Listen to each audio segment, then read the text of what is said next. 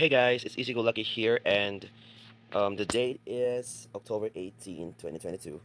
So, I just downloaded NBA 2K Mobile, and this is the current issue right now on the Play Store for this game.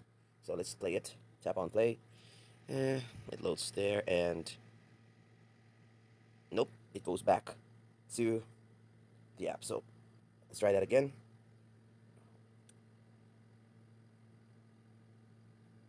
And it's back again. So, I hope the developers would do something about it. Thank you guys so much for your support, and we'll see you again on the next video.